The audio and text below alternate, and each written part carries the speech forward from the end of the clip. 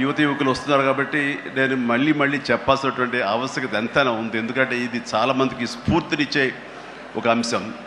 ఈ చెప్పబోయే ఈ విషయం ముఖ్యంగా ఒక జర్నలిస్టు సోదరుడికి నేను ఆజన్మాంతరం రుణపడి ఉంటాను. నన్ను థాట్ ప్రవోక్ చేసి నన్ను ఇన్స్పైర్ చేసినటువంటి ఆ ఒక మ్యాగజైన్ సంబంధించిన ఒక జర్నలిస్ట్ రాసిన ఒక రైటప్ నాలో ఈ స్పృహ నాకు వచ్చేలాగా, నేను ఈ బ్లడ్ డొనేషన్ వైపు డ్రైవ్ అయ్యేలాగా ఆ ఆర్టికల్ నాకు ఎంతో దోహదపడింది. సో ఆ రాసిన మనిషి ఎవరో ఏమిటో నేను మళ్ళీ ఎప్పుడు కలవలేదు, కానీ ప్రతిసారి అతను తలుచుకుంటూనే ఉంటాను.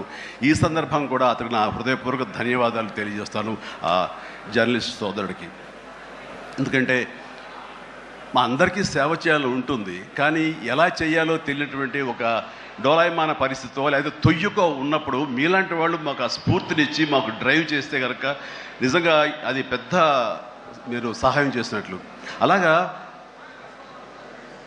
ఒక 27 సంవత్సరాల క్రితం బ్లడ్ దొరకక అనేక మంది ప్రాణాలు కోల్పోతున్నారు. అది ప్రసవ సమయంలో కానివ్వండి, అయితే ఈ యాక్సిడెంట్ సమయంలో కానివ్వండి, అలాగే తలసీమ వ్యాధిగ్రస్తులు కానివ్వండి, క్యాన్సర్ పేషెంట్స్ కానివ్వండి, ఇలాగ రకరకాల వ్యాధిగ్రస్తులు చనిపోతున్నారు అని తెలిసిన తర్వాత బ్లడ్ దొరకదా, బ్లడ్ ఇవ్వరా, ఇంతమంది ఉన్నారు ఎందుకు ఇవ్వలేరు అన్న థాటు నన్ను ఎప్పుడు తొలుస్తూ ఉండేదన్నమాట.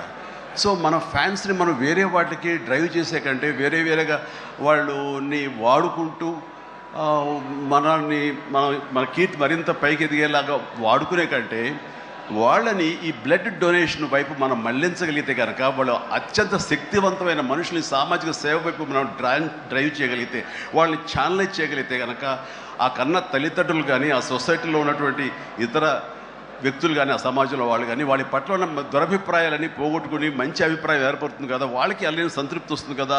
తద్వారా నేను కూడా ఎంతో సంతృప్తి చెందిన వాడిని అవుతాను, ఒక మంచి పని చేసినటువంటి దానికి నాంది పలికిన వాడిని అవుతానంటూ ఆ రోజున ఇచ్చిన పిలుపు, నిరంతరంగా పెర్సిస్టెంట్గా ఇచ్చిన పిలుపుకి ఈ రోజున వేల మంది, లక్షల మంది ఈ రోజున ఈ కార్యక్రమాల్లో పాల్గొంటూ వస్తున్నారు. ఎనలేని సంతృప్తి పొందడమే కాదు, ఎంతోమందికి ప్రాణాలని కాపాడుతున్నారంటే కనుక అది నాకు చాలా గర్వకారణంగా ఉంది. ఇందాక తేజ సజ్జా అన్నట్లుగా ఈ బ్లడ్ డొనేషన్, రక్తదానం అనేసరికి గబుక్కని స్ఫురించే పేరు చిరంజీవి అన్నారంటే కనుక భగవంతుడు నాకు ఇచ్చిన గొప్ప అవకాశం.